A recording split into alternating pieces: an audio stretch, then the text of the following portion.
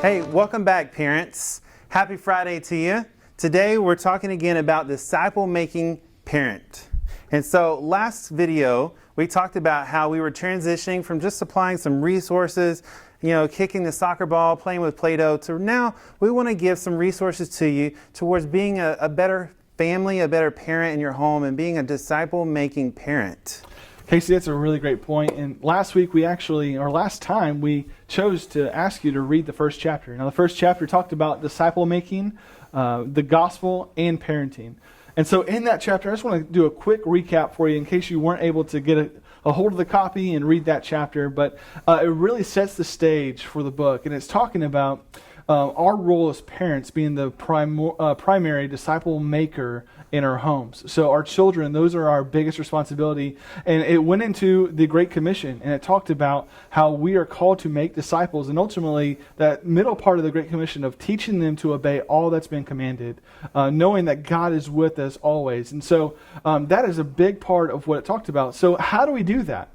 It doesn't happen just overnight. It can be something that's actually really tough to do. And so that's what we're going to be talking about, because ultimately we want the relationship that we have with Christ to be able to be passed on, ultimately for our students and our children to come to know and have faith in Jesus, and then be discipled and grow up in their faith. And so that's what I mean by passing the baton on to the next generation and to our students and our families. And so when it comes to that, we really want to focus in on the strategy behind how to do this. And so I'm actually going to pull my phone out because if many of you know Dr. Ross, he's phenomenal. He's a leader in the student ministry community. But this is a quote from him that he posted actually earlier this month. And it says, "Picture your family's hectic schedule last fall as a whiteboard." That's kind of why we're in front of this whiteboard right here. "It's been wiped clean. Now pray over each element that you consider adding back. Be certain it helps you achieve Christ's missions for your family." And so that is what we're going to be talking about today. And we're going to be talking about mainly the calendar and how that affects all of our lives, specifically when we're coming back into the fall and how busy we can be.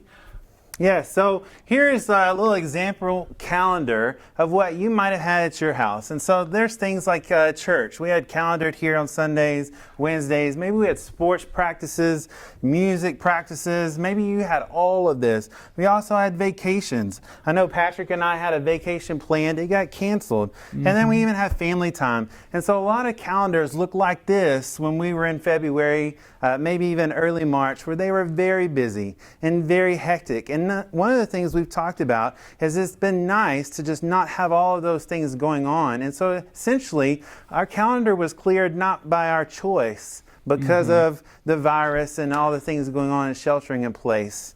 And so as we add things back onto our calendar, it's one of the things we want to think about those things, right, Patrick?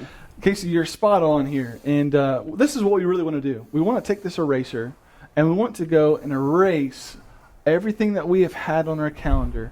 Now, I know that actually may scare many of us, going, man, I've put a lot of effort in this. I have a lot of things planned out.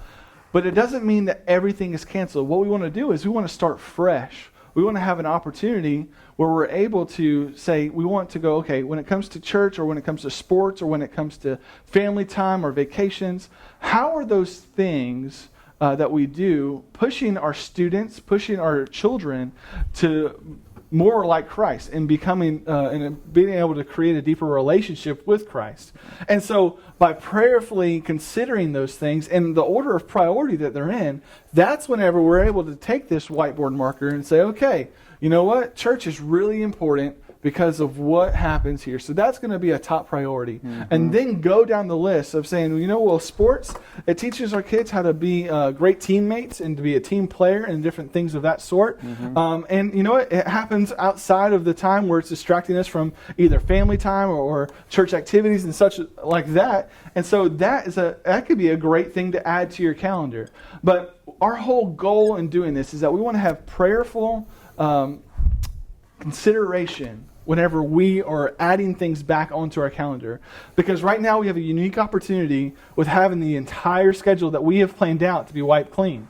Now, going forward in the fall, let's not lose that opportunity of saying, okay, let's consider what has worked well, what we've seen fruit from, and how are we going to be able to use the things that are in our calendar to teach our students and our children more about Christ and the things that they need to know to have their relationship with Christ grow over the time that they are really in our own household and we have with them. So one of the encouragements we have is maybe sit down with your family or maybe your spouse and just look over your calendar as you're starting to add things back. And really as a family, or again as maybe a married couple, or maybe just you yourself, and say prayerfully, God, do you want me to add this back? And then begin adding that. And then what we would love is maybe just put a comment down below this video and just let us know some of the things that you're using to filter and how those prayerful considerations are working with your calendar. If you could just leave us one comment, we would love to see those things and just rejoice together as we kind of move forward, knowing that God is wanting us to be a disciple-making parent and that we've got to take prayerful consideration as we do that. Because really, we need a strategy if we're going to pass the baton off to our children. Absolutely. And with that, our next video is going to be talking about God's most effective shepherd. And that ultimately is going to be us as parents. Right. And so our challenge to you is to do that, to comment below and to really spur them on and be praying about what to put back in our calendar. But also our challenge is to, if you do not have the book, it's called The Disciple Making Parent.